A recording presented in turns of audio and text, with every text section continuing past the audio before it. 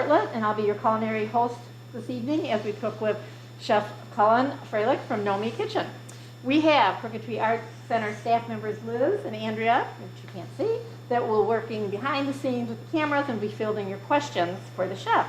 As we begin, please be sure to say hi and let us know where you are tuning in from in the chat box. If you have any issues or need assistance, please call Andrea at the number she provided in your email.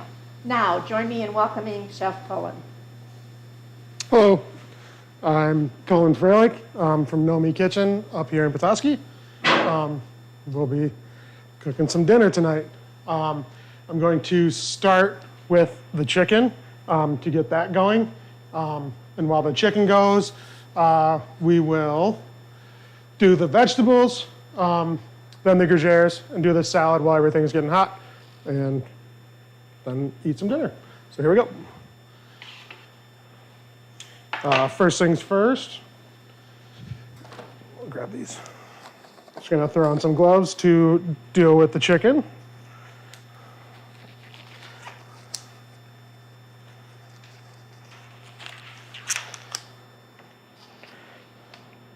Just take it right in front of you, and then if you feel the inside here, you can find the wishbones.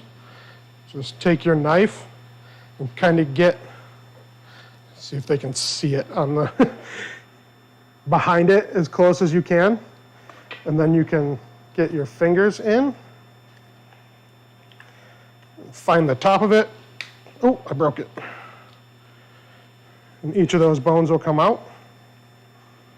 What this is going to do is when we go to take the meat off of the bone later, we don't have to work our way through this. It'll just be easier to deal with. And that's the, I can't get it.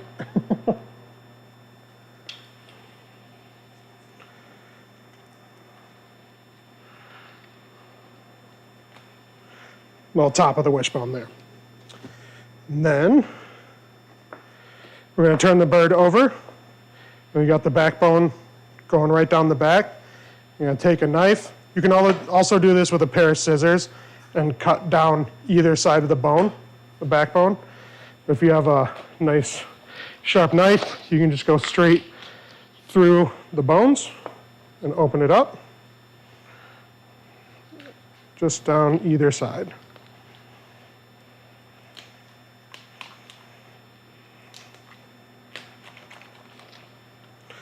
Not the prettiest thing. If you find any sort of joints, you can just kind of work through them. But it will come out in the end. And then you have your bird. And it just lays open like this. The reason we're doing this is so that it cooks more evenly. Cooks a little bit quicker than when you do the whole bird, either trussed up or something like that. And then also, when you leave it on the bone, you get more flavor from the bones when you roast proteins on the bone. Get rid of this.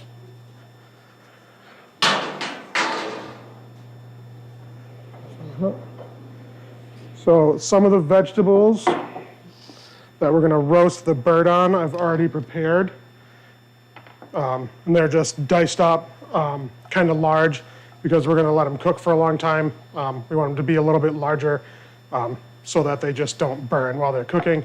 They are going to get a little dark, that's fine.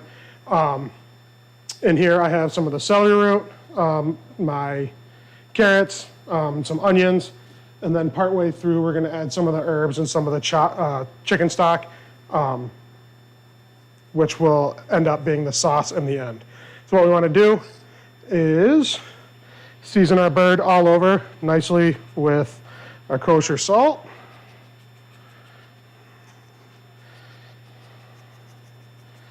It's always good when you're seasoning proteins to kind of go from up high. That way, when the salt falls, it tends to just fall evenly on its own.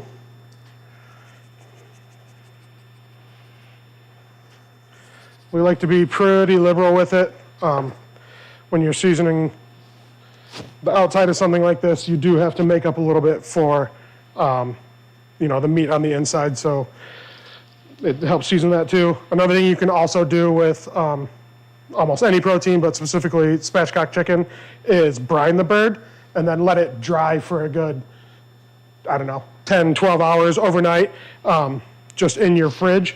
And then that way it's not too moist to cook. But we are just going to put our bird right into our pan on top of the vegetables. I'm gonna wash my hands real quick.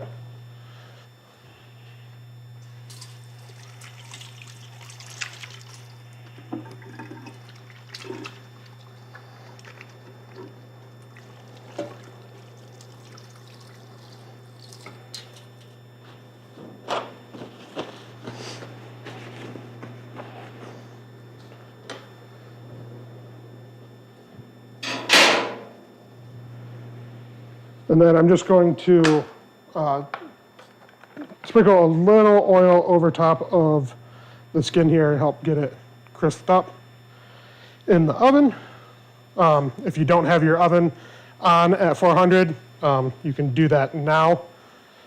I've had mine going for a little while.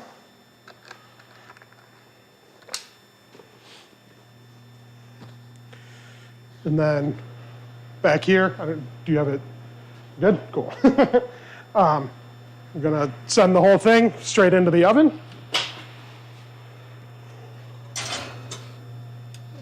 I have a probe thermometer, which will let me know when the chicken gets to the temperature we want. We're shooting for 165. And you're gonna put it in right near the bone on the thigh. When that gets to the area, most of the bird should be pretty good to go. If not, we'll check all over with our therm and keep it going until we get to where we want to be.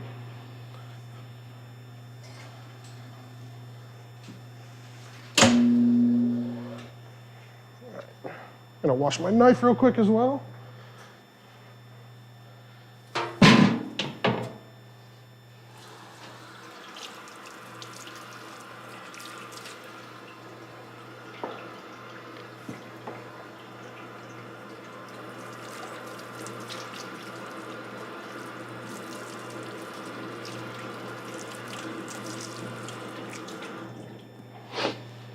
Oops.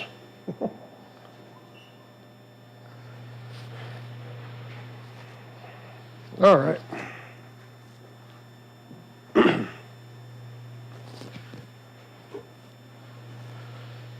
Now I've got clean cutting board after dealing with the chicken.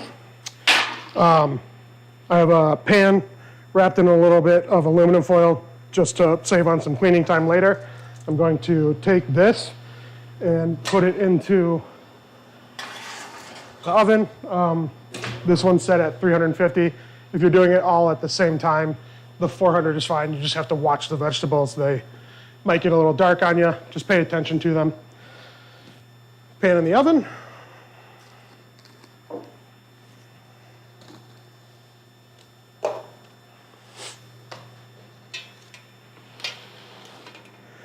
Now we're just going to dice our vegetables to go with our chicken later.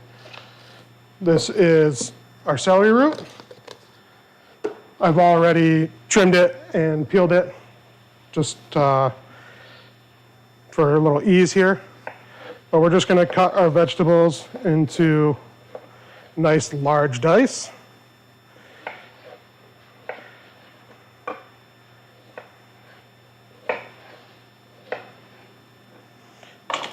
And don't worry about going fast. The idea is to do it properly. I can do it quickly because I've been doing this for many years. But you just want to get them all roughly bite size. The closer they are to the same size when they go in the oven, the more evenly they will cook. So that's all we're doing. Oops. Next we'll do our onion. Same thing, it's been peeled and prepared a little bit ahead of time.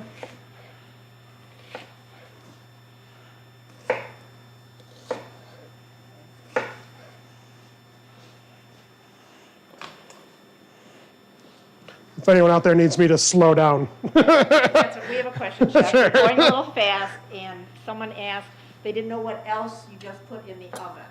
It might have been the the tray. The second thing I put in the oven was just a sheet tray with some aluminum foil over the top of it. I'm going to put the vegetables onto this once they're all cut. I like to put pans that I roast on, like vegetables and such, in the oven first, because when they're hot and the vegetables go onto them, they won't stick, and you'll get a nice even browning on the bottom of the vegetables as well. When you put it in cold, they tend to stick and not brown up very nicely. So that's why the pan is in there, and then I'll slow down. I get that I go quickly. I'm used to doing that as well from working in restaurants for so long. Next, parsnip. This is also, I peeled it and kind of got it ready beforehand. Same thing, we just want to cut them down to a size that is roughly the same as all the rest of them. They're a little oblong. I just try to get them to manageable sizes and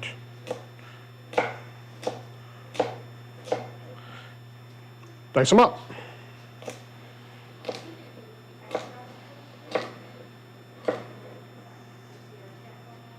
And then you're cooking at home, so it doesn't really matter what they look like. You're not being paid. There's not a clock to race against or anything like that. So just take your time and cut them.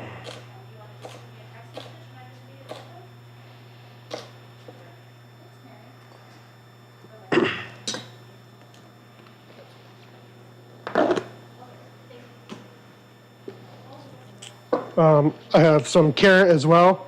This is a cut I like to use for vegetables that are kind of different shapes and kind of hard to deal with.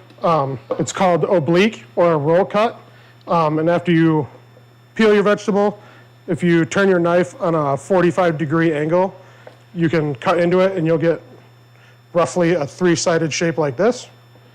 And then after you make your cut, if you kind of give it a quarter turn towards yourself and cut back at that same 45-degree angle, you'll get the same shape out of that, and then they'll all end up being the same shape out of a round object.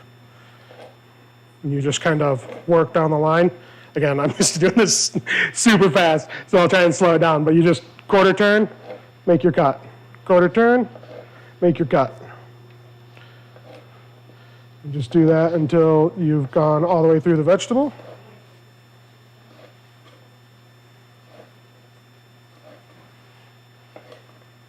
And into the bowl. You have another question? Well, we have a question. Sure. Lisa wants a little bit more information on brining the chicken. So for brining the chicken, what I would do is probably a gallon of water or so, and then you can put whatever seasonings you want into it, which include herbs or dry spices, into the water with as well, and then salt and usually sugar. What do they say? You should be able to float an egg in your brine. That's how much salt you put in. Usually a cup or so per gallon is enough. And then not quite as much sugar. You don't want to go too heavy on the sugar because when you roast, that sugar will brown quickly and burn.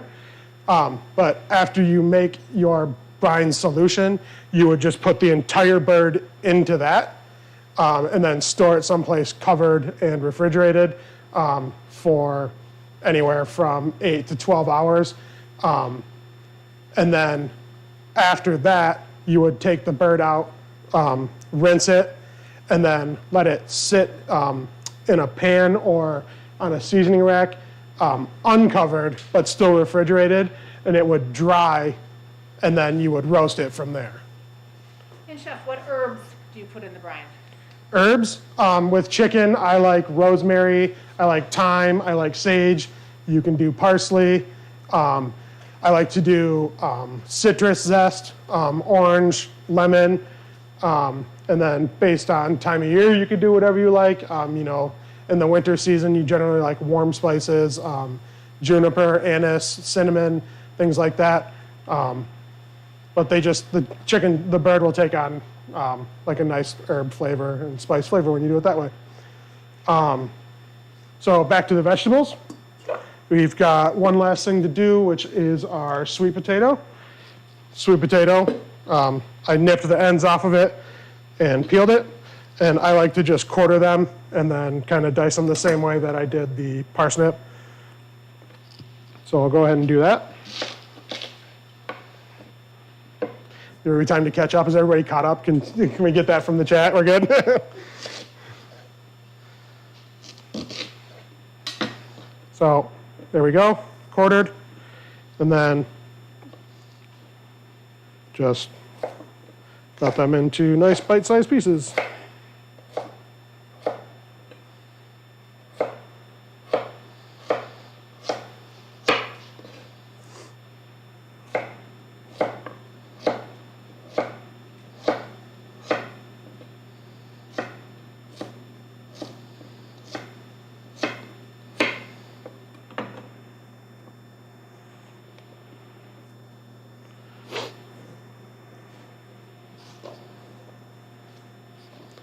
This can all go in the bowl.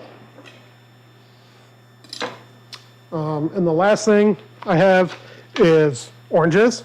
I'm going to break this down a little bit. I have another orange to show you what I did with these. This isn't a supreme, but this is just nice bite-sized chunks of oranges. I'm going to roast them with the vegetables. Caramelized oranges, caramelized citrus, I think is delicious. I think it goes well with the winter flavors. You have another question? Yes. If we can't find celery root, what can we use instead? You could do kohlrabi. You could do regular potatoes are fine as well. I was actually kind of laughing at myself for putting celery root on this recipe, and then I was lamenting to some of my friends that I couldn't find any celery root in the store, and then realized that if I couldn't find it, you all probably wouldn't be able to find it either. Meyer did have it today, and they had it the other day, so I bought a couple. You could probably get like the Grain Train or somebody like that to order it for you. It's out there, but yeah, potatoes, any other sort of starchy vegetable is fine. I just like the flavor of celery root. What did you say the substitutes could be? Potatoes, kohlrabi is another bulb. You could do rutabaga as well, is fine. Anything like that. But this is just like a, mix of root vegetables, which tends to work well in winter. It's good. So for the orange, what I did with this, what do I have here? This will be fine. I trim off the ends. This is garbage. And then I use my knife to peel off all of the rind. And all you're going to do is kind of run your knife as close to between the flesh and the rind as you can. And again, I get that I've been doing this for a very long time, but this is what you're trying to do here. And it just takes off all that pith, which tends to be bitter and, it doesn't have the greatest mouthfeel. But you just turn the orange and work your way around it. And it doesn't have to be perfect. Don't worry about that. You can go back and clean it up at the end. So you end up with your orange, and then what I'm saying about cleaning up the pith is just taking off these little bits on the outside. So for the roast part, what I did was just dice this, and you can see that on these into large chunks. And these are just going to go in with the vegetables. that we have over here, and we'll do that in a second. But our salad recipe wants us to do orange supremes, so I'm going to show you that method right now. Usually for this salad, I do the mandarin oranges, and I just pull them into segments, which is totally fine.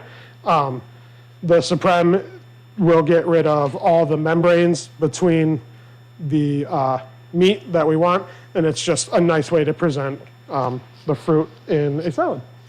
Your recipes for the chicken mentioned a garlic bulb, and when do we... Oh, I was going to do the garlic in with the roast vegetables, which I have over here. You can also put the garlic bulb just in with the chicken in the pan.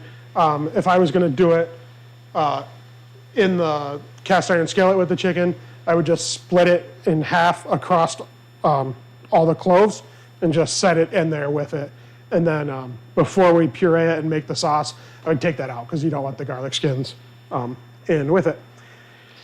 For the supreme though, I like to have a small dish, and then what you do is hold the fruit and cut down to the center, just along the side of the membrane on one side of the fruit, and then on the next one.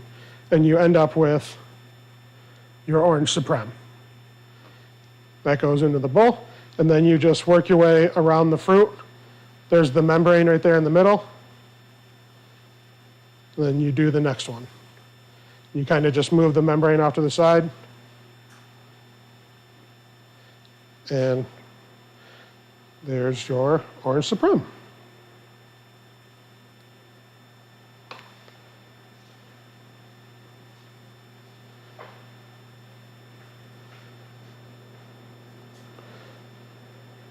This is something I've done a million times in my career, so it's probably a little more fluid for me.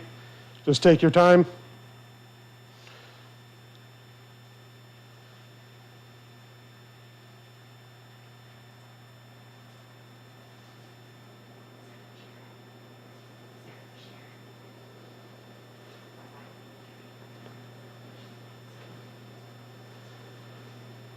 Then you end up with all your supremes. You can take this, you can juice it, use it for part of a vinaigrette, anything like that. You can keep the juice in with the oranges until you're ready to use them, just so we're not wasting too much. But that is your orange supreme. Clean this up a little bit.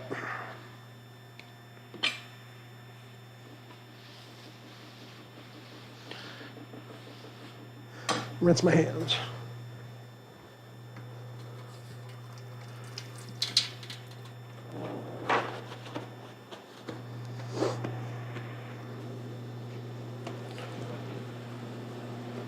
Things can get very crispy in that convection oven.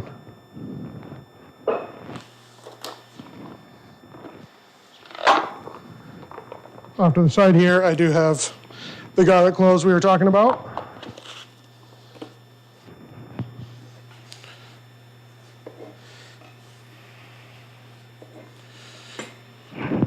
These have just been peeled, pulled off. I like to nip the ends. The meat at the bottom just doesn't feel great to eat. And with these, when I roast them, garlic tends to go pretty quickly. Sue wants to know, are the oranges for the chicken or the salad? Both. Both. We have some going in with the roast vegetables, and then I also have some going in with the salad. So for the garlic with the roast vegetables, if you just put your blade of your knife over the bulb and just kind of press on it gently, it'll smash, and that's all I want to do. And that'll go in with the roast vegetables.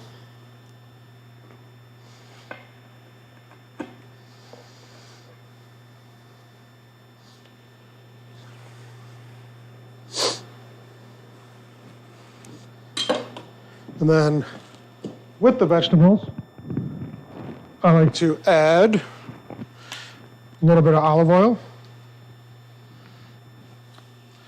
You don't want them to swim. You just want them to be coated nicely.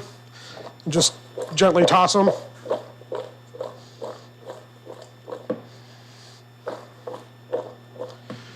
And then we're going to season them with our kosher salt.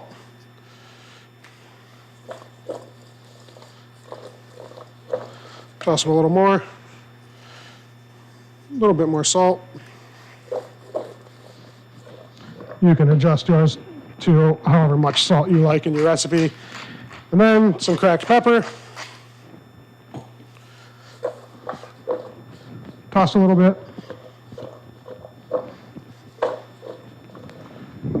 And I'm going to grab that hot pan out of the oven and transfer everything to that. So here's our hot pan.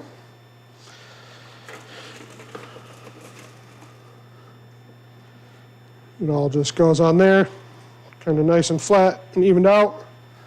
And then this will go back into the oven.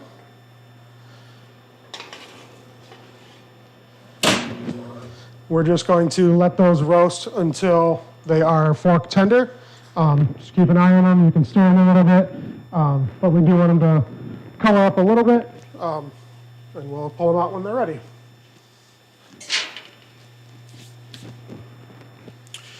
The next thing we're going to do is the gougères.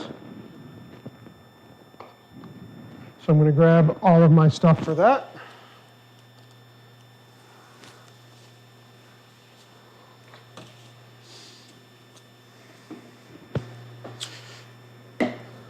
Okay.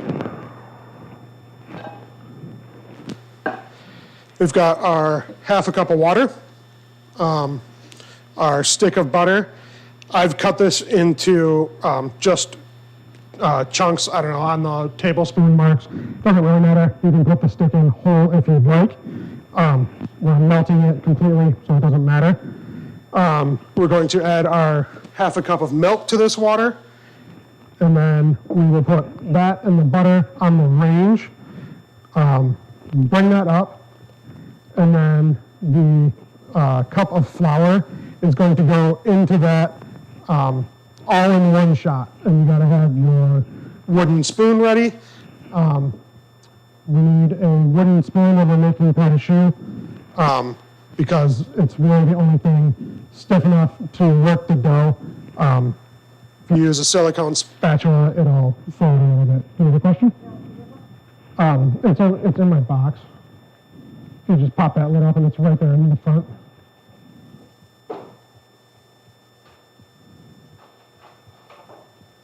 There you go. Awesome. Thank you.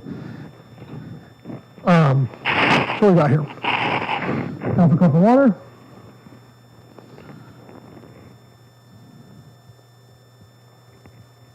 That's our half a cup of milk.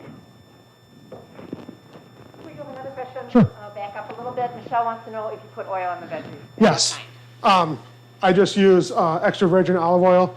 Any kind is fine. I just toss that in the bowl with the vegetables, maybe a tablespoon or two, just enough to coat them, and that'll facilitate the roasting while it's in the oven. That chicken's going super fast in here. Let me bring this down. It's about the half hour mark too.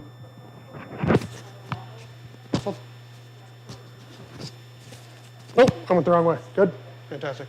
I'm going to bring the oven temperature down on the chicken so it cooks a little bit slower now. And at this point too, all right, let me back up here. We're going to take a break from the gougères for a second, and we're going to add the stock and some of the herbs to the chicken while it roasts. That was in the recipe, but that half hour kind of snuck up on me, and I also didn't set a timer. I should do that.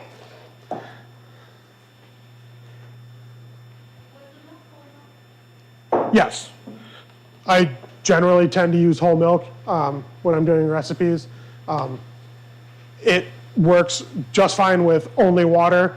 You could probably substitute any other sort of milk. What we're really looking for with the gougères when we get to that is steam from the eggs and the water, and that'll help push them up and make them rise. So as far as the liquid goes, the whole milk is in there just for flavor. So you can use whatever you'd like.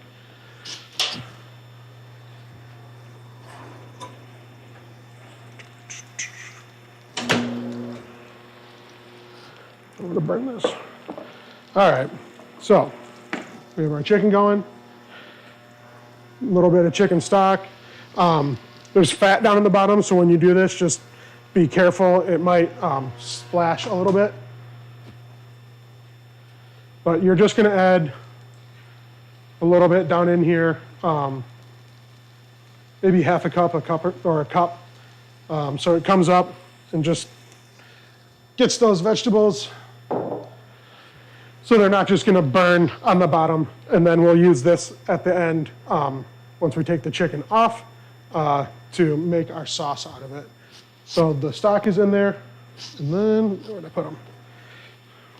We have our herbs as well, sage, thyme, and then I've also got a little rosemary. And these you can just arrange around the bird. They're just gonna be nice and aromatic. So the chicken cooked for half an hour, right? Yeah, roughly half an hour or so. Unfortunately, I tend not to use time very much. It's more about the temperature. But usually it takes about an hour for a bird like this, 45 minutes or so. I started at 400, and what's this at right now? It's at 140.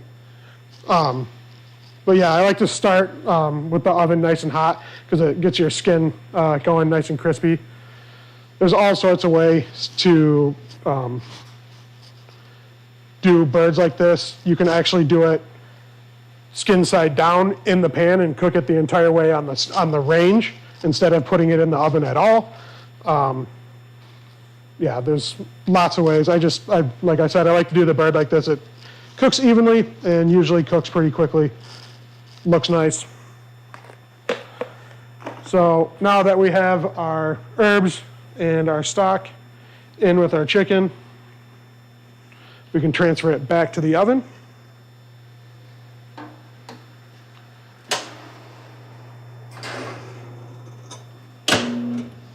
And I've got the oven down to 325 now.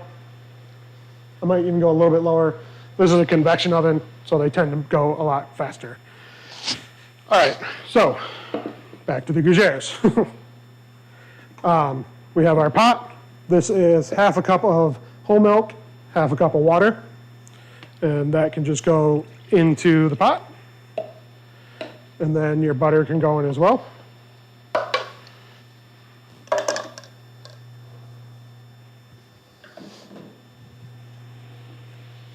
We want to have our flour ready for when it goes in with it. And we'll do a nice 3-4 finger pinch of salt in with everything there. And we'll head over to the range.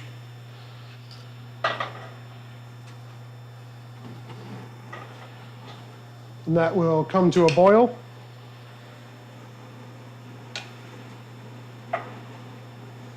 Can you see that?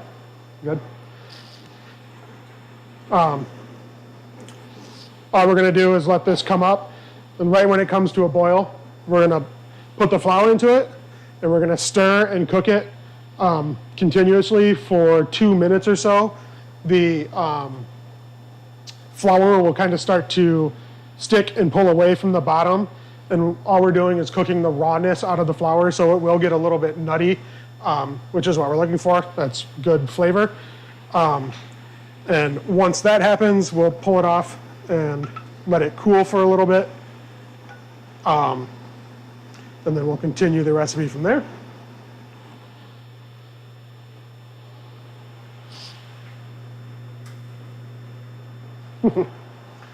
Bird is going to be done.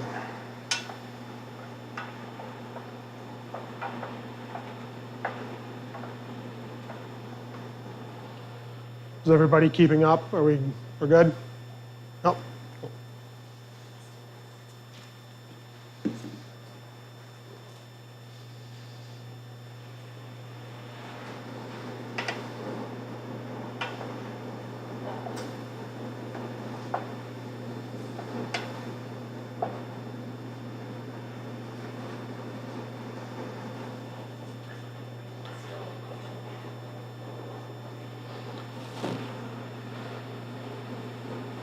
This range might go a little bit faster than what you have at home. Don't worry about it. Just wait until it comes up to that boil. I'll turn mine down a little bit, but you can see it's going. So all the flour is going to go in at one shot. And then you get your choux paste.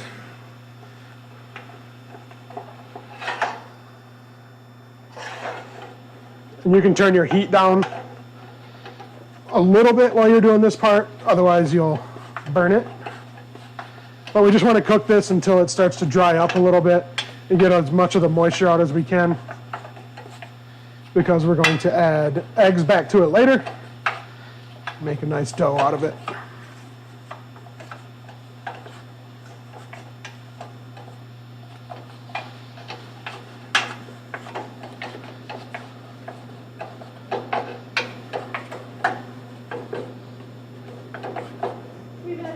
Sure. Heat temperature for cooking butter and milk on the stove. You can go high heat, fully open, and when it comes to a boil, that's when you want to kind of pull it back. But we're trying to get it to boil.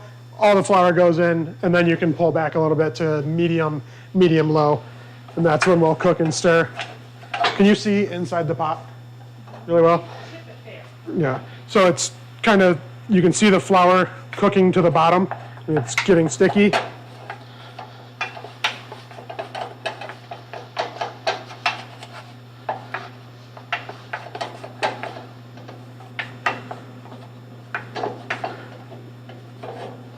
Well, the dishwashers in the restaurant would love this preparation because it makes a nice crust on the bottom.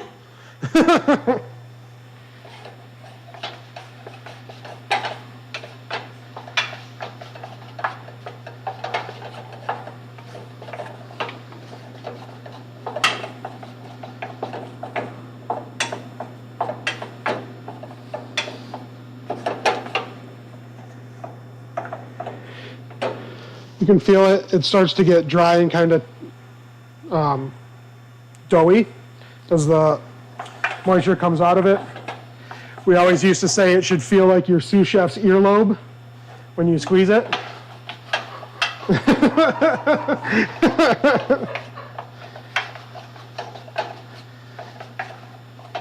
But just about 2 minutes or so, and it is where we want it. You can turn your heat off. And I'll let everybody catch up at this point. We want to let this cool off a little bit before we start putting, sorry, I can hold it here and talk this way.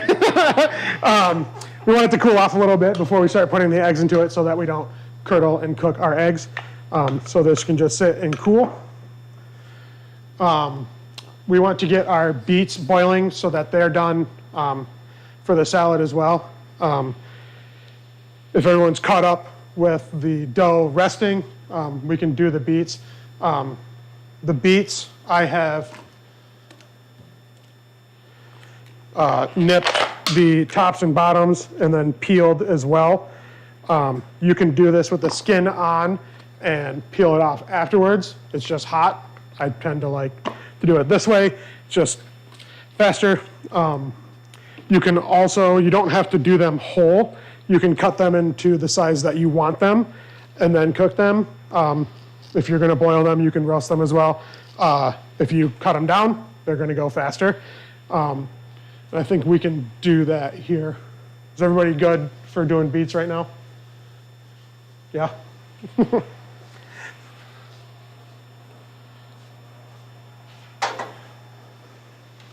So Catherine would like to know if it's the same dough you use to make cream puffs. Yes. I haven't made cream puffs in a long time. But yes, it's pâte à choux. And then I think cream puffs at some point, I think it gets sugar, but I can't remember.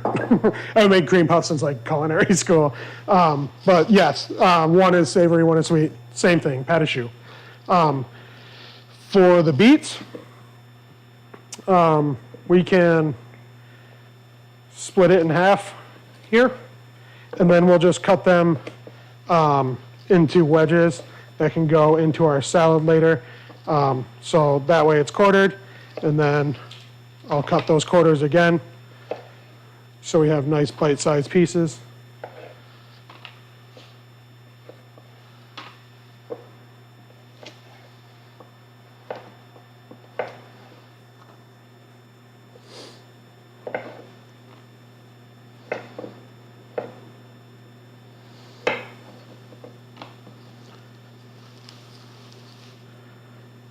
Beet juice everywhere.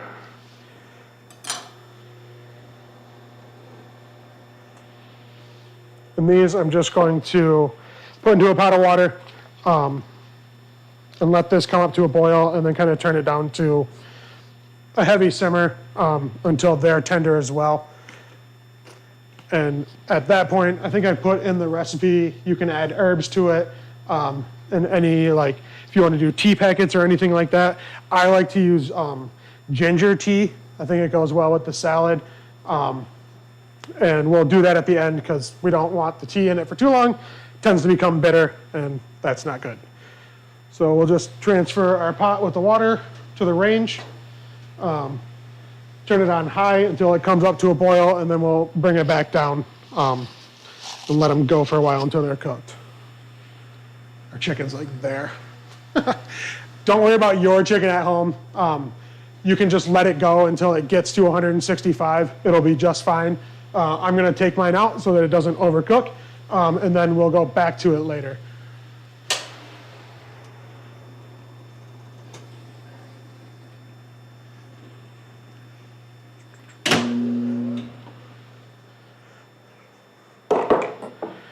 See where it's at in the middle here. Yeah, I hear you.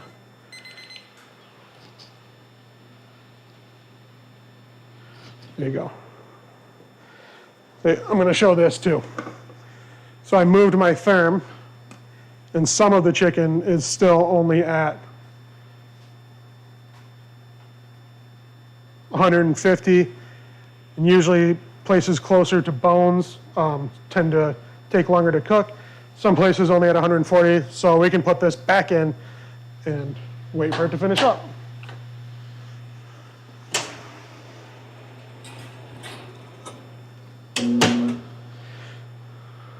And turn our attention back to the pâte à choux.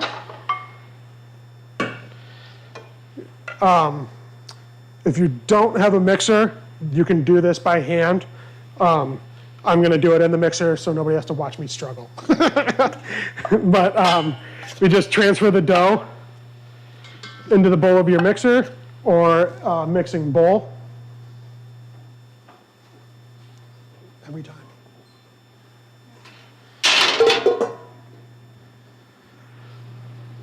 And what we're going to do is add one egg at a time and make sure that the egg is fully incorporated before we move on to the next one. There's also a rubber spatula in there, if you grab that. When you're doing your eggs, if you're not using a mixer, use your wooden spoon to get in there. It's still going to be very stiff and a heavy dough.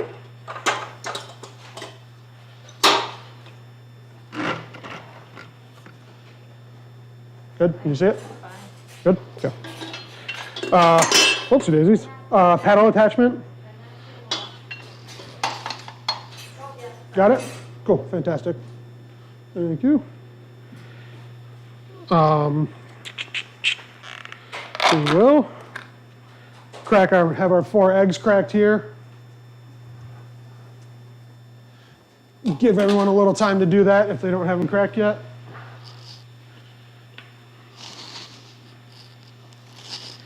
And then we'll just do 1 in.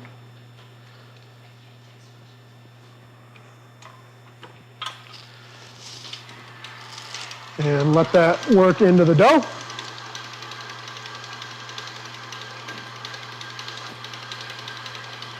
This will also help the dough cool off as it goes.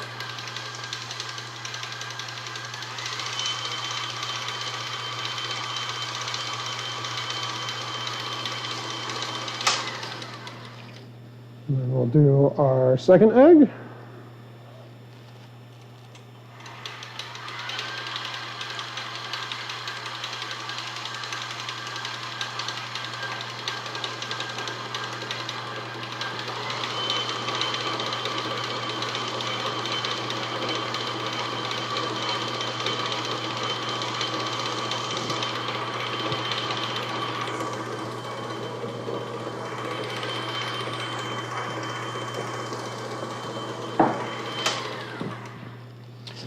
Egg number 3.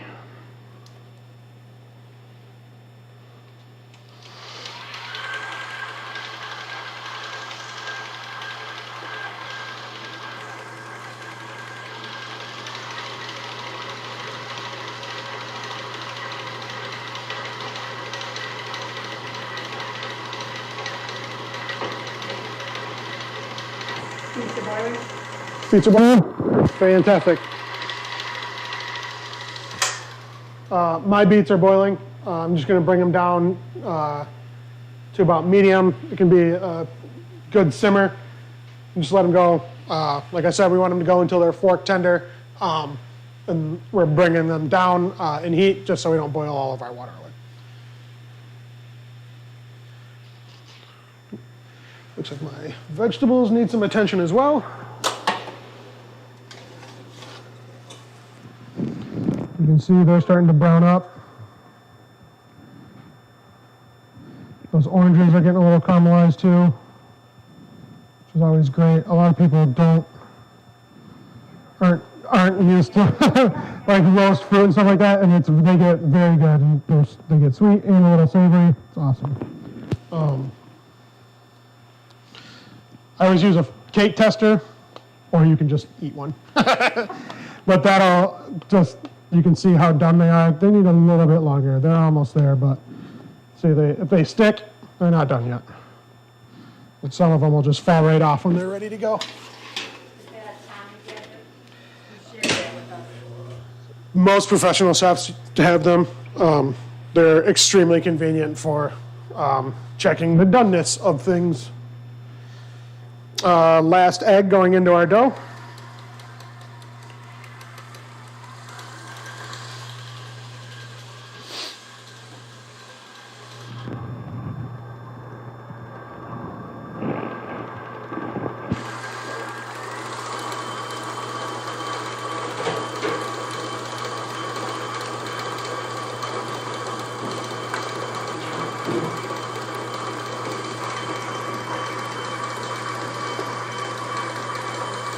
You'll see your dough will be much wetter with the eggs in it. You'll start to pull away from the sides. We just want to make sure that the eggs are very well incorporated into the dough as we go. So, you see it? This is where I'm at with the dough right here. You can see that it's tacky and it sticks, pulls away. The last things we have to get in here, I'm going to do a little more salt, some pepper, about a cup of, this is shredded Parmesan. You can use Gruyere, sorry about that. Parmesan, you can use Gruyere. You can almost use any sort of aged hard cheese. And I also like a little Dijon in there as well. Just adds a nice roundness to the flavor. So we'll do a nice pinch of salt. Couple grinds of fresh pepper. The Dijon, you can do like a tablespoon or 2, however much you like.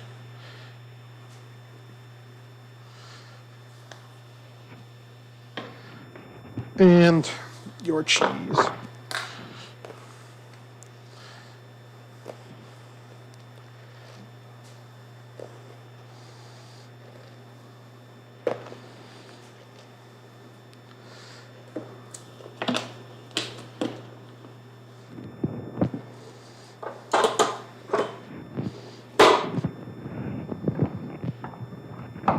And once all of that is in there, you just let it go for another 30 seconds or a minute or so on your mixer. If you're doing it by hand, just go until it's nice and incorporated. But once this is done, we're going to get it onto a sheet tray and into the oven to cook. You want to do these at like 400 or so in your oven so that the dough makes enough steam to make them rise when they go in there. So you want your oven to be nice and hot.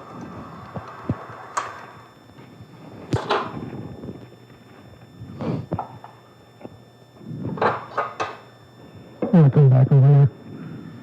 Let's see what I'm about to do. I'm just cleaning off my paddle attachment here. We want all of our dough.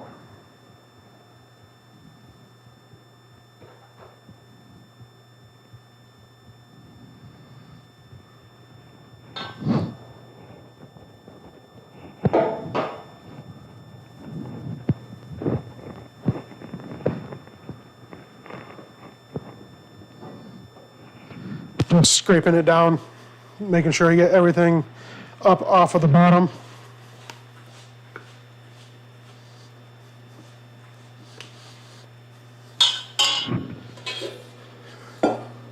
Yeah.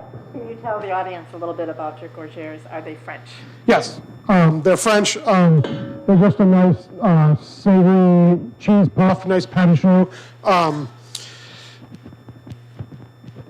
I like them, as an appetizer. We're gonna sprinkle some of the cheese onto them before we bake them. They're just a nice bite to start things off with. Pâte de choux, the dough itself is used a lot in pastry. It's very versatile. It can be sweet or savory. But yeah.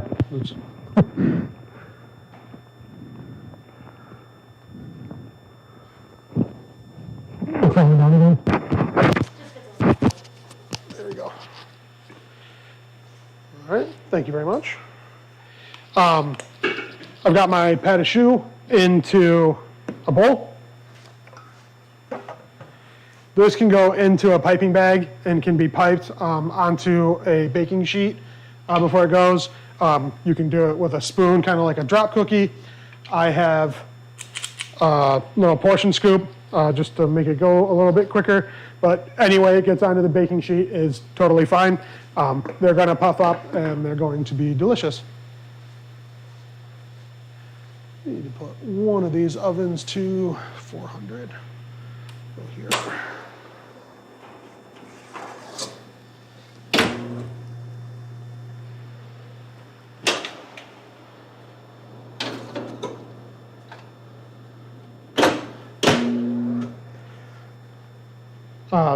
I just turned my bottom oven back to 400. They'll go if you have your oven at like 350 or so. And it's not going to hurt your chicken to turn it back up if you only have one at home. That's fine. Good baking paper here. Yeah, we do. Perfect.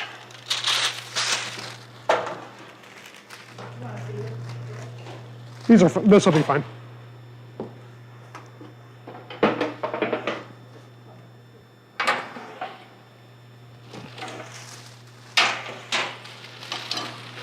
Going to line a couple baking sheets with some parchment. I'll give everybody a second to do that if they haven't done that as well. That's all you got to do.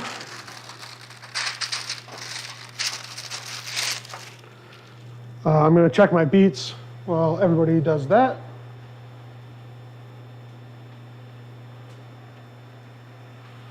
They aren't quite there yet. Checking my vegetables as well.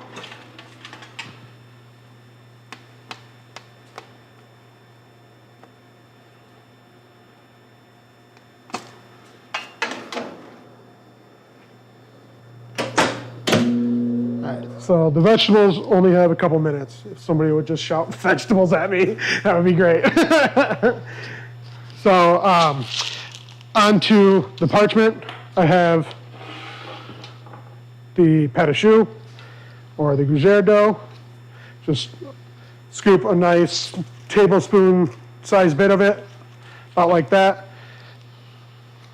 and just drop them onto the sheet. You want to give them a little bit of space because they are going to expand. Here goes our chicken.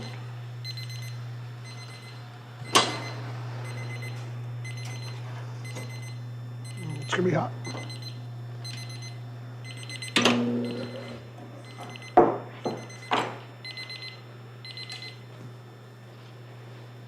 What you got?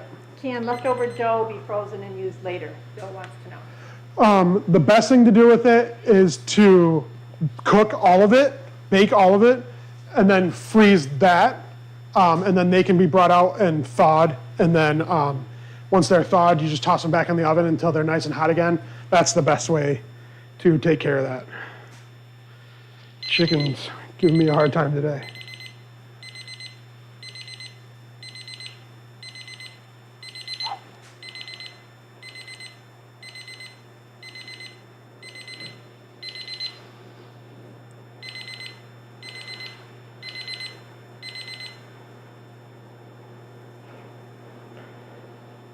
Just about there in the middle of the bird.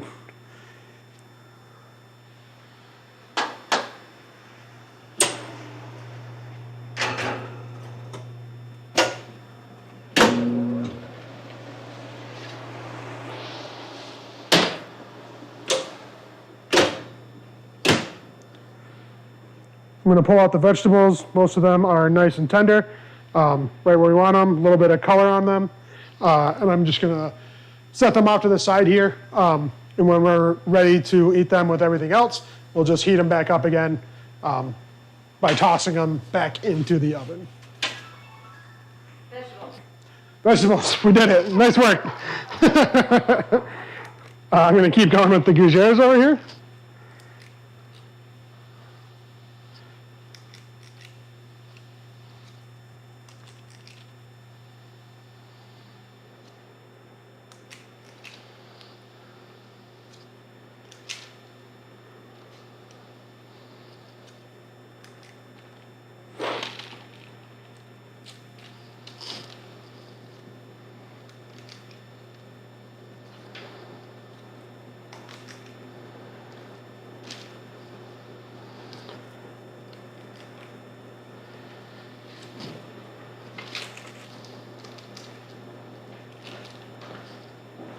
Your audience would like to know what size scoop. I don't actually know. I was actually looking all over the package when I bought this. I got this for this. It's probably one ounce, 2 ounce, something like that, but it's a smaller one. It's like a melon baller, about that size. But you can take 2 spoons, 1 spoon, and just take about a tablespoon or so of the dough and just push it onto the baking sheet. It'll be just fine. I still think they're pretty aesthetically pleasing. If they're uneven and kind of different, it doesn't look like they're machine made when you do it that way, which I always enjoy in food.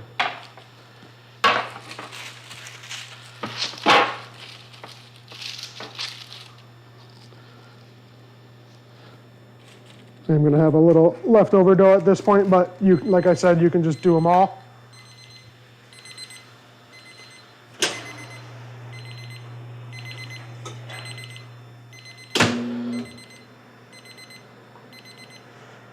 All right. My chicken's done. I'm pretty confident with as many times as I tempt it that it's where we want it. I'm going to let this just sit and rest, just like the vegetables. We'll take care of all the rest of this, and then when we're ready to eat everything and get it all put together, we'll pop it back in the oven for a little bit until it's warm, and we'll be good to go.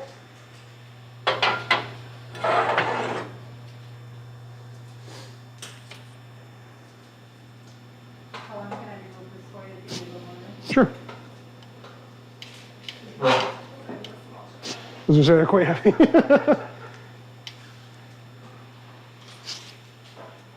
All right, everything coming together at the same time, of course. My beets are tender, so I'm just going to take them off the heat.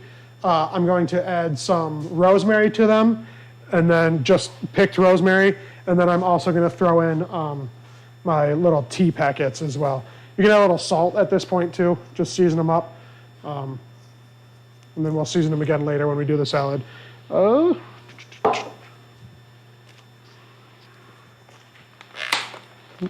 The rosemary.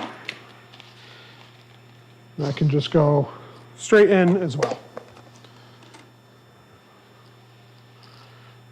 Just like that. And then just let it sit somewhere while everything steeps, kind of marries up the flavors. Keep going on the Courtiers.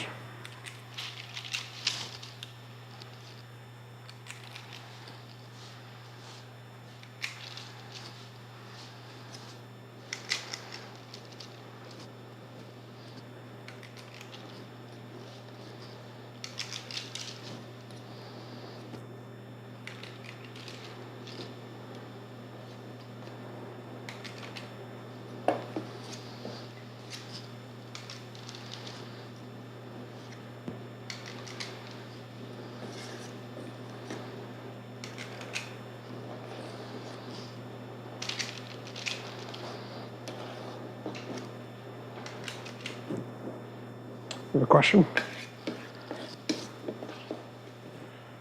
Can you use cheese other than Parmesan? Yes. You can use any aged cheese that you like, white cheddar. The original recipe calls for Gruyere because it is French. But anything that's a firmer, harder cheese would be great. If you use something fresher, the moisture kind of throws off the dough just a little bit.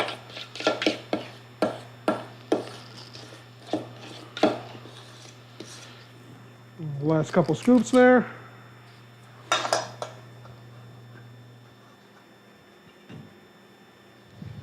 And then we'll take some of the Parmesan and just kind of sprinkle it over the top of the Courtiers. And these will get nice and golden and brown while they're in the oven, which is always what we're looking for.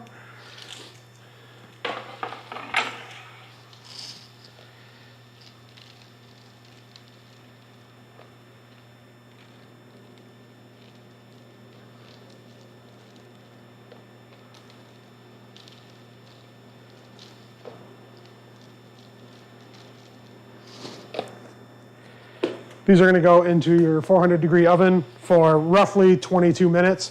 You can just kind of watch them though. They start to get very brown, past the golden bit. Just pull them out, they're done. But the 22-minute is just a general rule of thumb for where they're going. Did you set a 22-minute timer? Fantastic.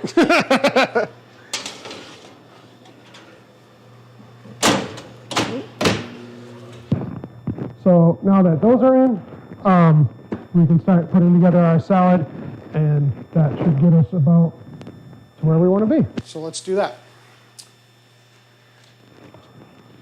I have all my ingredients for my salad over here. Yeah, I'm flipping again.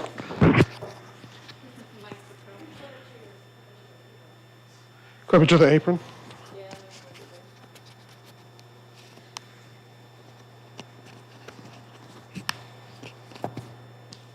Good, cool. What else we got here? Water. And a pomegranate. So I have all of the stuff that I need to make my salad. I guess we can start with the dressing first. Question about the beets. Can you use green tea or lavender buds? Sure, yeah. Again, when doing something like this, you can flavor it however you like.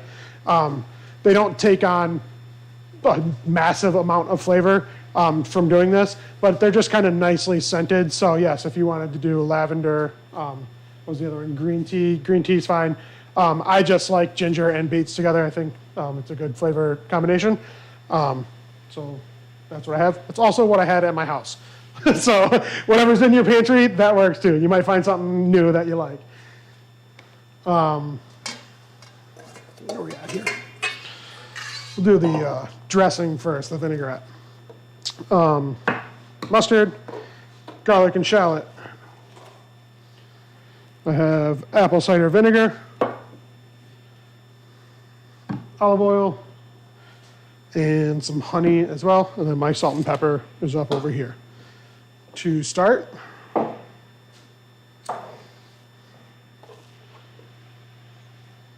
everything's out of the oven. Make sure I like destroy anything while I do this.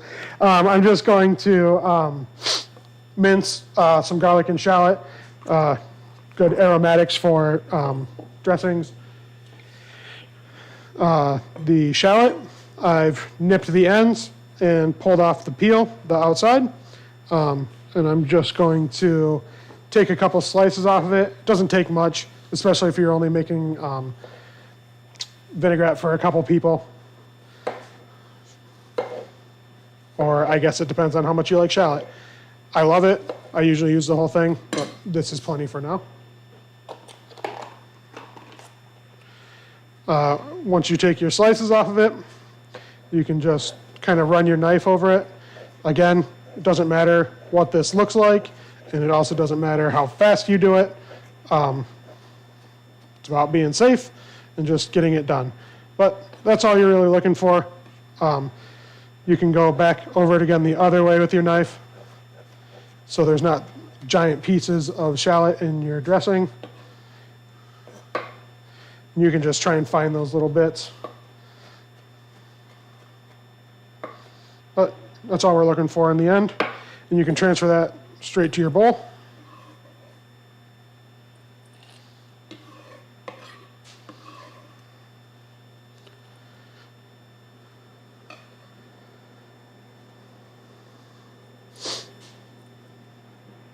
Same thing with the garlic. Everybody's got a different method for this. You can crush it again like we did in the beginning and then mince it from there. I like to just cut it into slices.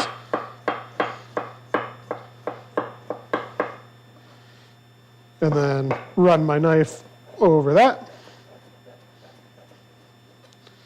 And just do that.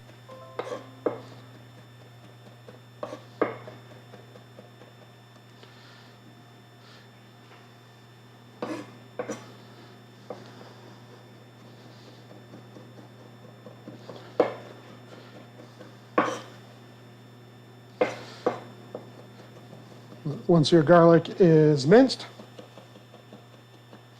just go straight into the bowl with the shallot.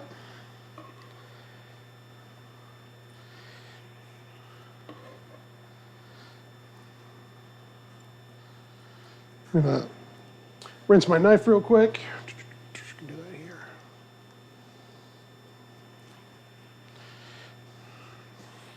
I'm gonna wipe down the cutting board. Garlic and shallot in the bowl.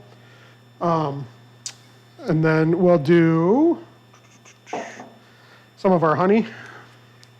And this only needs a tablespoon or two. It's just to kind of balance out the vinegar.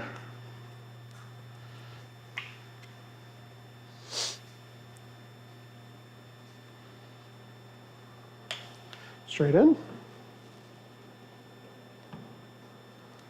And then the vinegar, what did I say in the recipe? Quarter cup. Quarter cup, perfect. Nice quarter cup of apple cider vinegar. And again, this, depending on your own taste buds, you can add as much or as little as you like. I like things to be very vinegary. That can go in the bowl. I have a little whisk. You can do this with a spoon. You can shake it around in a cup with a lid if you want. There's all sorts of ways to do it, but just bring that together a little bit. How much time is left on the Courtiers? 16. 16, cool.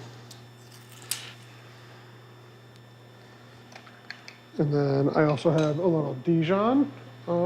There's some spoons in my box. Any one of them is fine. Yep, perfect. There you go. Oh, wait, that's good. It's all good. We'll do a tablespoon or so of the mustard. Questions on the vinegar. Sure. Can you use red wine or rice vinegar? Yes. You can use whatever vinegar you like. I like apple cider vinegar with what we have going on. And apples and, the colder seasons are, make sense to me. Red wine would be just fine. Rice wine vinegar tends to be a little more neutral, so you can kind of adjust it however you want. But yeah, any vinegar is fine. Whisk that around a little bit.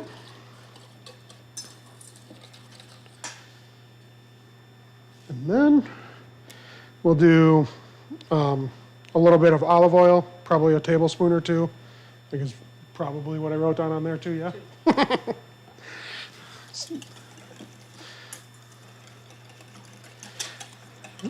Just whisk it up. It's going to be broken.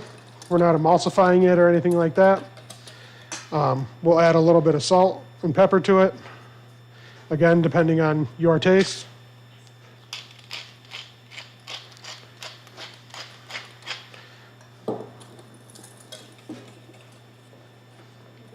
You're about 14. Okay. Might bring that down a little bit because of the convection. And then just taste your vinegar, or vinaigrette.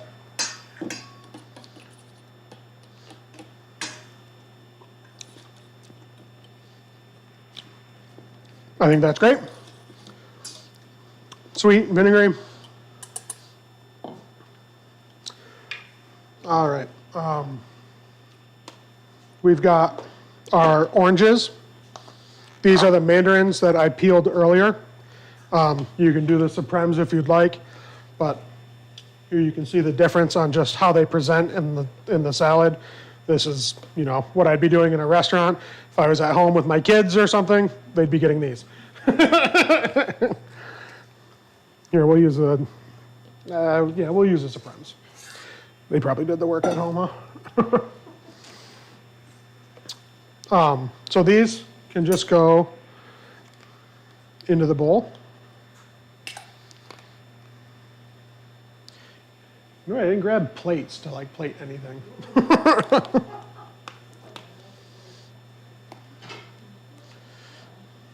Like I said earlier, you have some of your juice left over. That can go into your vinaigrette as well. It's not going to hurt it.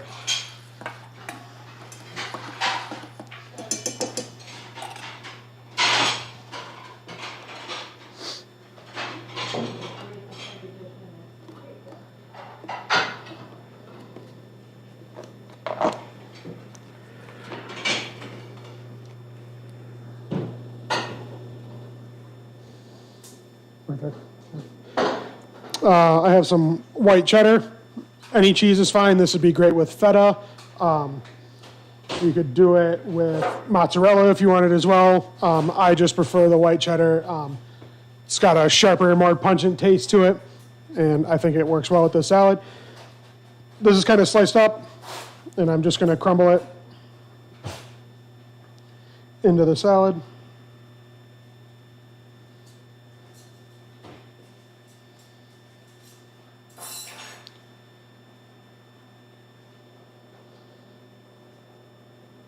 I've got a bowl of water set up. I'm going to do the pomegranate next. So if you have a small bowl, you can get a little bit of water into that. We can do the pomegranate seeds next for this. Good, 11 minutes. 11. I turned the oven down a little bit because that convection really gets things going. Yep. It's a good time to check your gougères. Make sure that they're not getting away from you.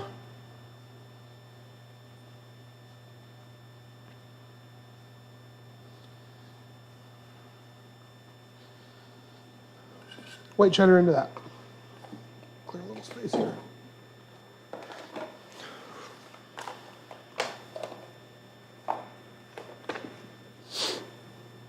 All right.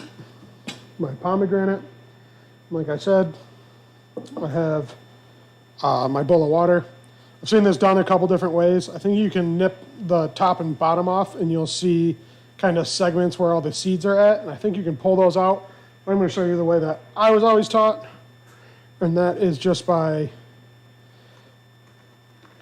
cutting through the pomegranate this way.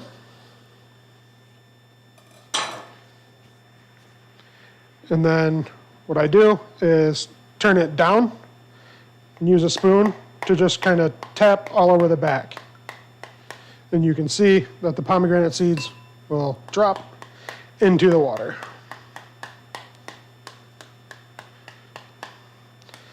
And we want them to drop into the water because sometimes this woody stuff in between comes out, and that'll float up to the top. That'll help us separate it.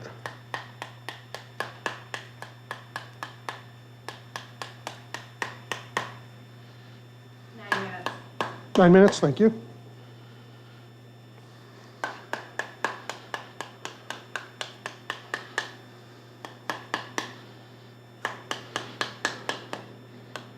Just try and get as many as you can out of there.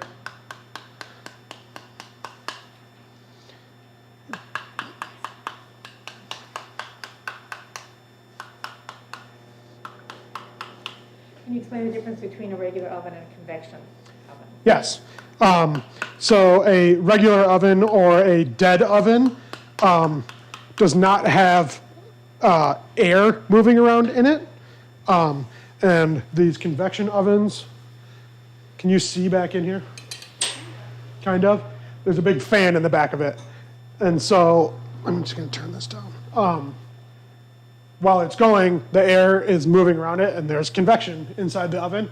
And it promotes more even and faster cooking. So, with the air moving over whatever you have roasting or cooking in the oven, they tend to brown a lot faster and cook a lot faster. So you just gotta pay attention to them. Most recipes that you see either in a book or online, in general, give you temperatures for dead ovens. And when you have a convection oven, you generally drop your temperature by 25 degrees. But I try my best to keep my eyes on everything as we go, because my gruyères are browning pretty quickly. So I just turn my temperature way down, so they still cook on the inside, but don't brown so much on the outside. But yes, that's the difference between a regular oven and a convection oven. I'm gonna finish up this other pomegranate here.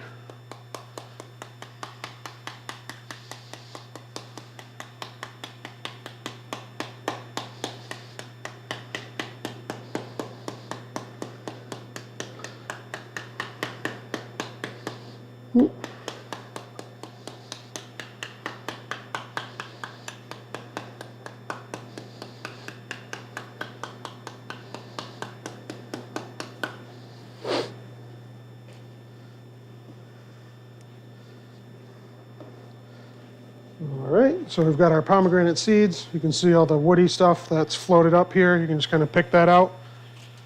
And then if you have a small strainer, a spoon, anything really works. You just pull your seeds out. You can drop them onto a towel to dry them off. I think I'll do that now, just so it doesn't make our salad very wet.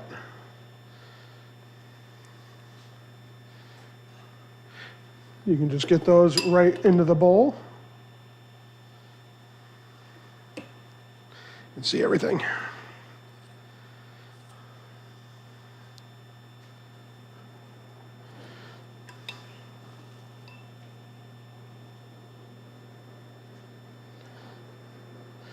Just try and watch out for those woody bits. How much time is left on that timer? 5 minutes. I'm gonna pull these out. But here's our gruyères, nice and puffed up, nice and brown. Should be still kind of moist on the inside. But there you go.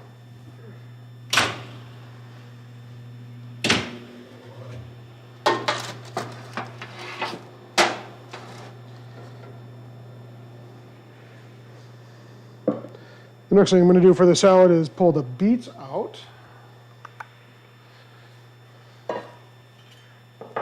You can run these through a strainer. I happen to have slotted spoons work.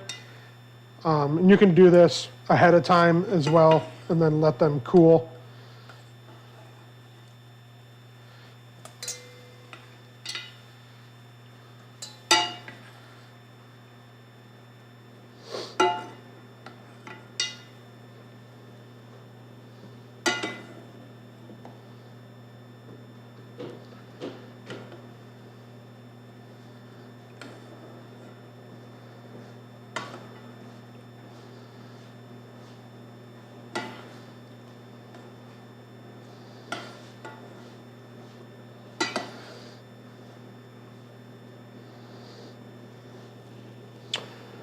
Could you toss those into the fridge for a second?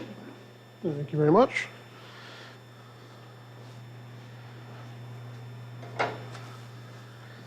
So while our beets are cooling, we can grab the rest of our rosemary. And all I'm going to do for the rosemary is mince that up a little bit. And all you're doing is running your knife over it.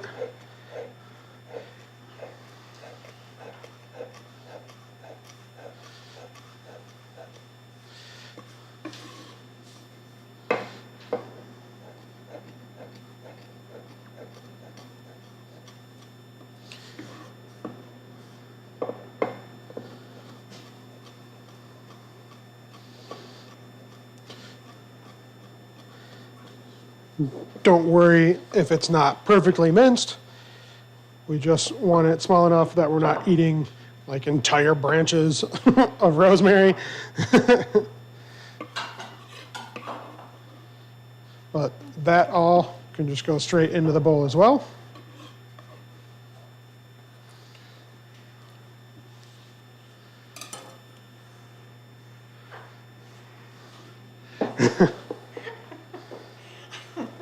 Michelle and Ed would like to know what kind of wine you would recommend for this meal. They both seem. They need a drink. White wine, Chardonnay would be great. We got chicken as our main course. A lighter salad. I think white wine would probably be the way to go. And then if you do want to do red, something light, even rosé would be fine. But yeah, anything like that should work just fine. For our salad bowl here, we are going to add our pepitas, which are toasted pumpkin seeds. These ones are toasted and salted. They add a nice crunch and savory, nutty bit to it. There we go. Can I grab those beets, please? Could you use a different type of nut? Yep, anything works. Walnuts, almonds, anything you really would like to do goes fine with it. I also like sunflower seeds. You can do all sorts of things. If you want to get super crazy, it's nice to take cooked quinoa and then kind of fry it in a pan, and it gets very crunchy, great texture for salads. But, a lot of times people will have pumpkin seeds left over from carving pumpkins, and this is a good way to use those. I have our beets that we cooked off earlier. I'm going to add these in. Mine are a little warm still. That's all right.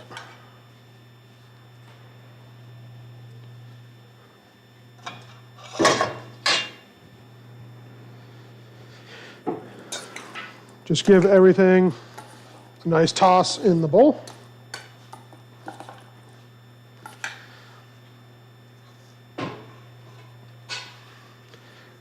Season it with some salt, a couple grinds of pepper, and then we'll take our vinaigrette, give it a stir, dress it a little bit, toss this around as well. Sure, I'll take one for now. That'd be great. Thank you.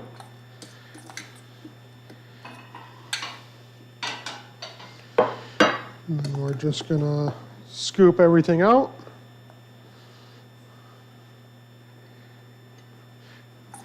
Just go straight to the plate with it.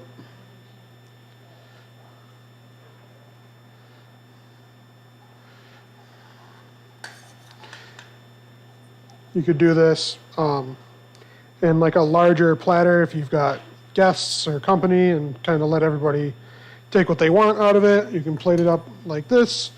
You can leave everything separated and, leave it in your fridge and build it for work, anything like that. We have all of our goodies for the salad, and then I have some arugula.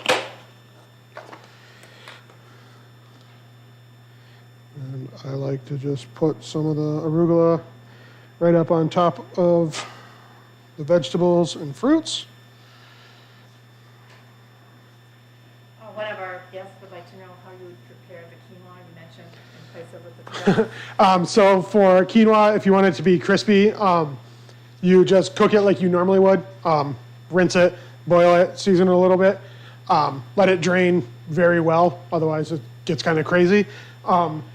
You would put preferably like a nonstick pan on the range and bring it up over medium heat or so.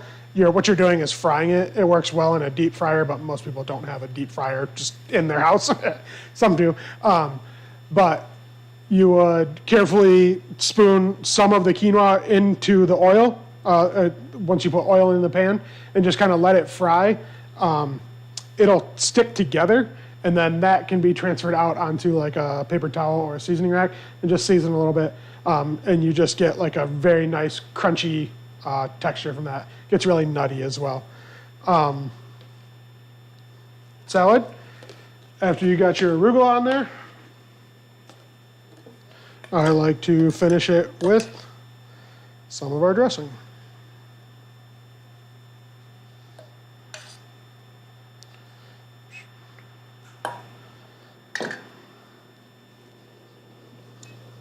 And that is our winter salad. Thank you.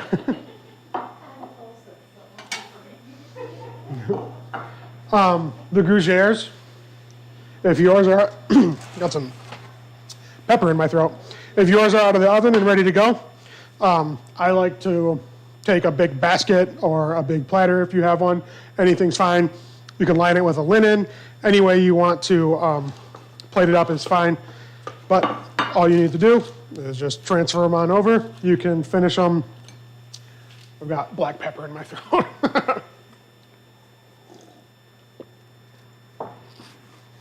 Just transfer them onto whatever you're going to serve them in, and you're done with it. You can put chives on them, parsley, any sort of herbs that you want. You can sprinkle some of the fresh cheese onto it. Okay, can you demonstrate how to mince herbs quickly and easily? Sure. It only took me like 10 or 15 years to get to this point.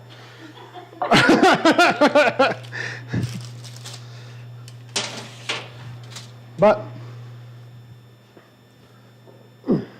I've got some parsley. I just get a pile of it wherever you're going to work. And again, like I've been saying, you want to start slow and make sure that you're doing it properly, and then the speed will come with just practicing and doing it more. So what you want to do is just kind of bunch the herbs down as best you can, and then just make sure that your fingers are back. If you're going like this, what you do is just go right through your fingers. Nobody wants that. So keep your fingers back, and then with your blade, the tip touching the board, you just kind of rock it through. And just, like I said, go slow.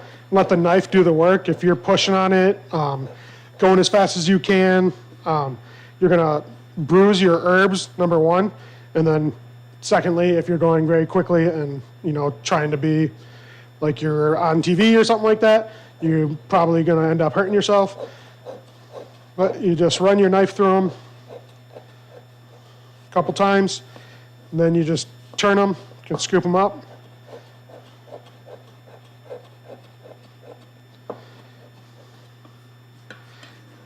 This works for most any herbs. If you have big broadleaves, you can kind of stack them and roll them up and run your knife through them that way.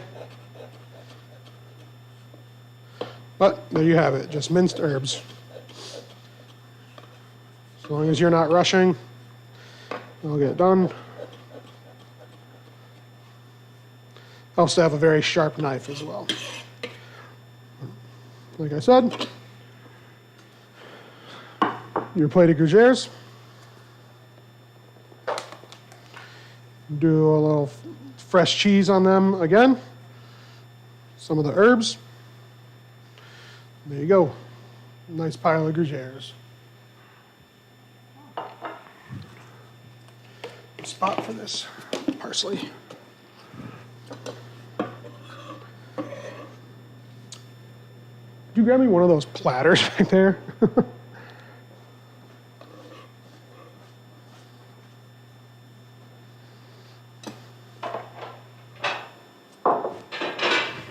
So while she's grabbing that platter, what I'm going to do is take the chicken and the vegetables and pop them back in the oven to warm them up. Like 300 is fine. Thank you. And all we're trying to do is get them warmed up. And while that stuff is in there, I will take the vegetables from the bottom of the chicken pan and we'll puree those for a nice sauce. So vegetables back into the oven.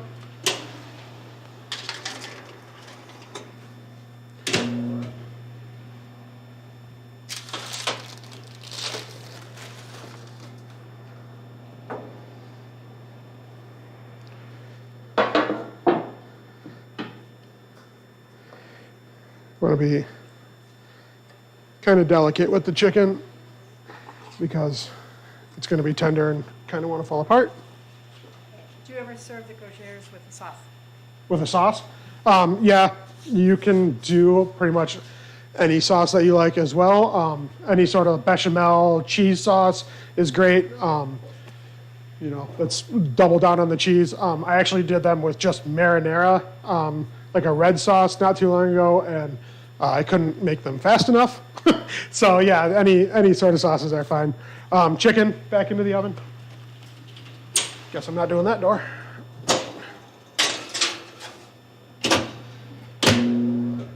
And then off to the side here, I have a food processor. And then I have the juice and the vegetables from underneath the chicken. And all we're gonna do is transfer these. I try and avoid the herbs. They tend to get kind of dark and bitter. Just gonna push them out of the way. If some get in there, that's all right.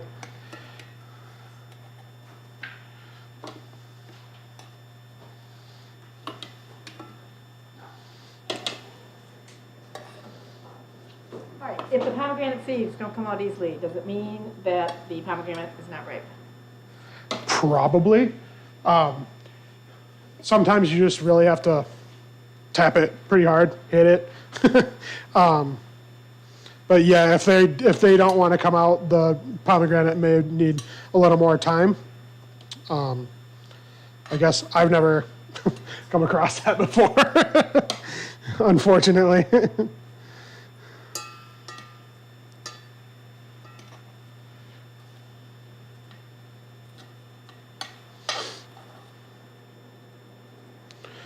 All right, now that all of our vegetables are in there, we will use a little bit of the drippings and the broth.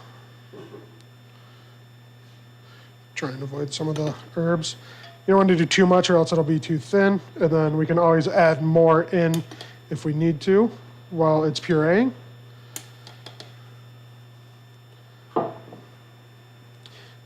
I'm gonna slide over here. Ready?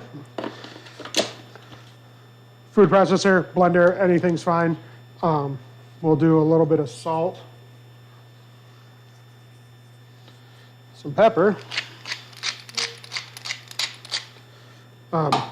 That's just fine.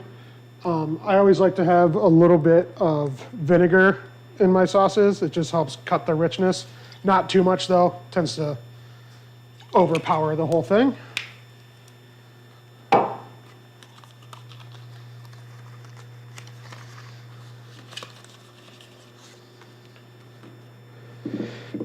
I'm gonna add a nice tab of butter because it's delicious. Add a nice little bit of sheen to the sauce as well. And we'll just let this puree.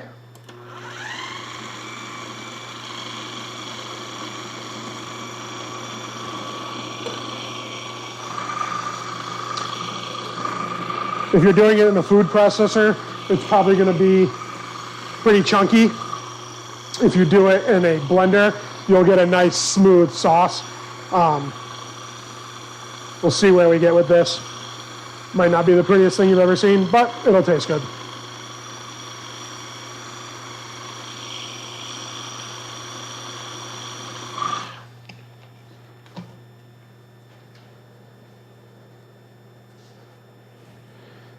I'm gonna scrape it down a little bit. Yeah, I should have used the blender for this one.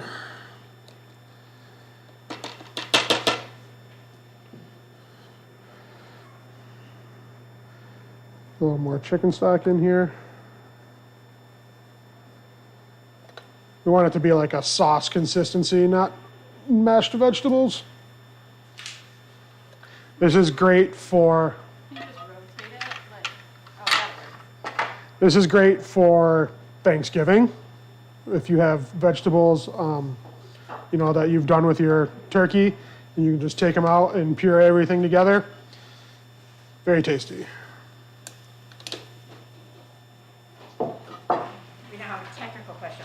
My Courtiers did not puff up much. What did I do wrong? It was most likely the oven temperature. I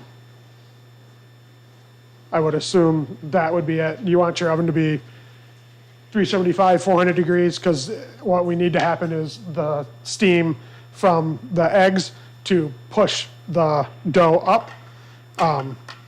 If you have any leftover dough, you can let your oven come up. They're still going to be tasty, but yeah, I think probably the next time you just need a higher oven temperature.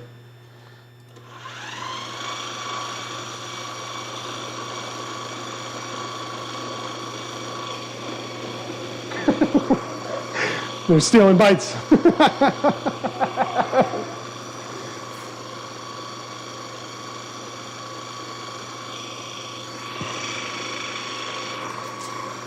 There we go. I'm gonna push this down and let it go a little bit longer, and then what I'm going to do is just run it through a mesh strainer real quick. It'll get some of the bigger things out of it. If you do this in a blender, it turns bright orange, and it is gorgeous. That kind of looks like baby food.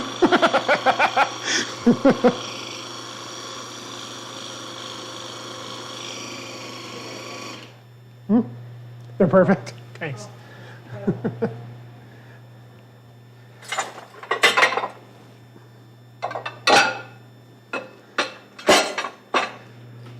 All right, here's our bowl. Our strainer. Oh, you're off to the side again.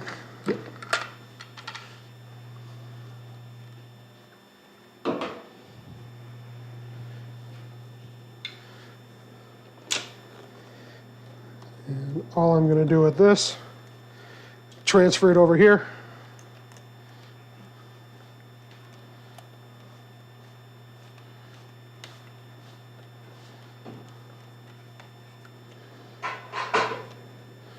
Thank you. And just kind of work this so it goes through the strainer. It'll catch all those large bits of herbs and anything that didn't get fully pureed.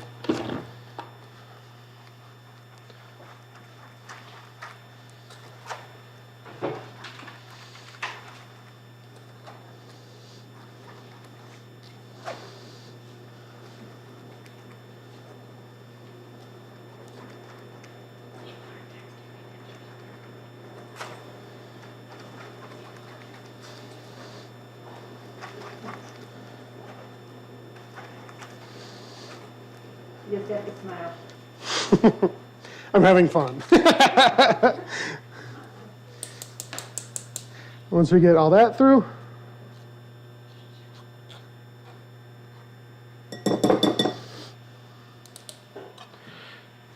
you have your sauce. Want to pass me that pan and get it over your way, or do you still need to? That should be all right. Thank you. It should be, I was gonna say, make sure it's not too hot. So we have a giant platter. And all I'm gonna do is put some of the sauce down. And you can do this any way you like at home. I'm just plating it up over here. Gonna grab our vegetables.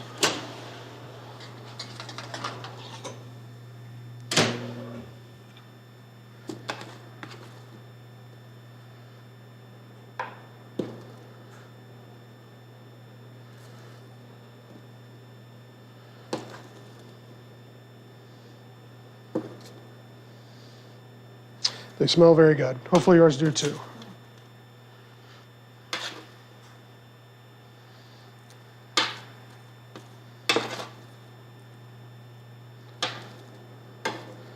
Might leave some of these more dark ones behind.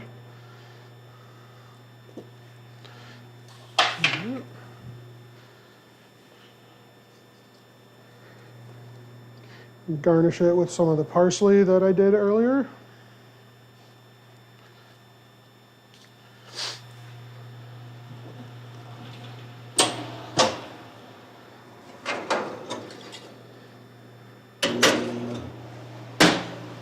Every time. And then I've just pulled the chicken out of the oven as well. It's going to be warm. If you have tongs or a spatula, that works. You just transfer your chicken to the plate as well. And you're ready to have dinner. So there's that. I hope everyone else is done at home. Are they doing well out there? I'm getting photos from the audience. Fantastic, good. Most of the bits should just kind of pull off. They're tender and cooked. The legs kind of come off. And then with the breasts, you would carve it like you would a turkey or anything. You just come in down to the middle and kind of pull them out. Does anyone want to see that? Yes? Okay. So, like I said, the thighs and the legs will just come right off. It's very hot. So we have those bits. The wings will come right out.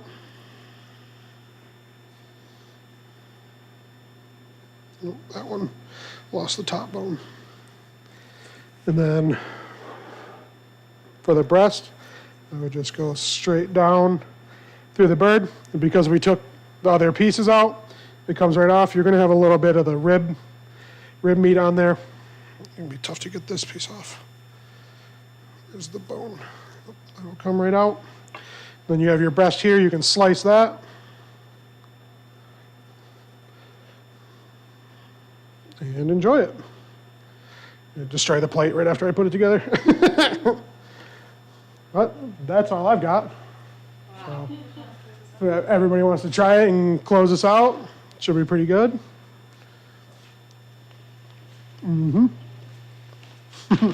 Thank you, everyone, for joining us this evening for our first virtual culinary class with Chef Cullen Froelich of Nomi Kitchen. Nomi Kitchen is a personal chef service that provides prepared meals in your home, in-home cooking lessons, catering, and much more. You can reach the chef at nomikitchens@gmail.com. We hope you can join us for the next class with Chef Sarah McDonald. Stay tuned for more information. Thank you and have a wonderful evening and enjoy your meal. Thank you.